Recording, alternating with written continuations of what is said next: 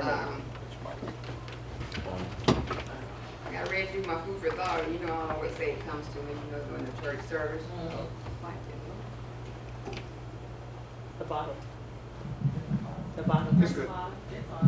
It's on. I always get my subject during church service.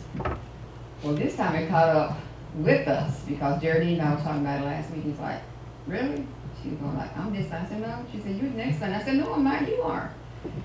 So anyway, he finally narrowed it down to me. So, of course, I didn't have anything. I had to work yesterday, and all week he's been really busy trying to play catch up after vacation. So I got home yesterday from work after 5 o'clock. So I guess about 6 after I ate, I sat down at the computer. The house was completely quiet. I looked at the computer screen, and nothing was coming to me. So then finally, I got up and I read previous food for thoughts that I had done. And then finally I came up with this after reading one of those. My subject for today's food for thought is what's next.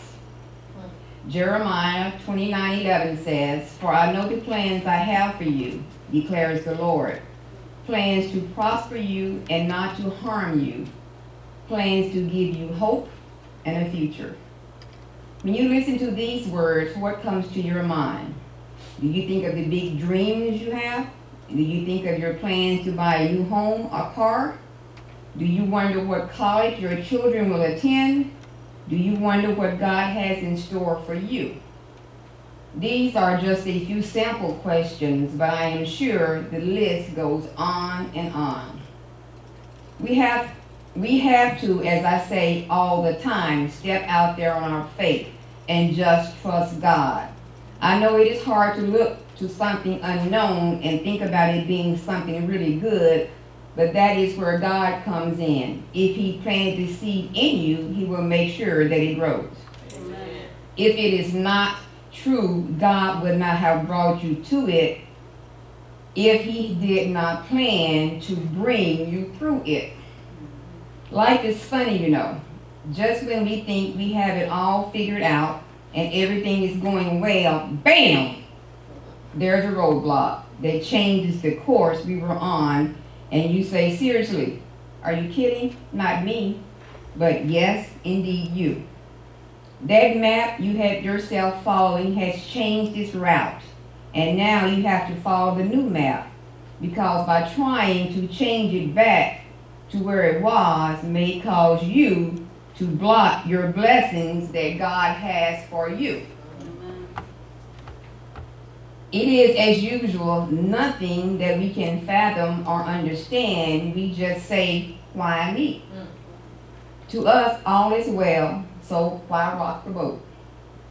Sometimes we think we are on the right road, but God wants us to let go and let God and let Him take us down a different road. He has lined up something special just for you, and please be willing to receive it with open arms and a happy heart. Because this could be just what you were asking God and didn't think He was listening or paying attention, because you are always talking and asking questions. And because you asked so many, He may have answered you and you missed it. So instead of answering the question again, God decides to show you the answer. Then you say, God, this is for me? And all you can say is, wow. And thank you, God, for taking me on this road that you set for me instead of the one I was trying to go down on my own. Enjoy all that God has for you, and believe me, He has a lot with your name on it.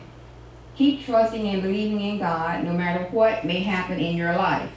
He will bring you out of it with a smile on your face that will replace all the tears you have cried while waiting on your breakthrough.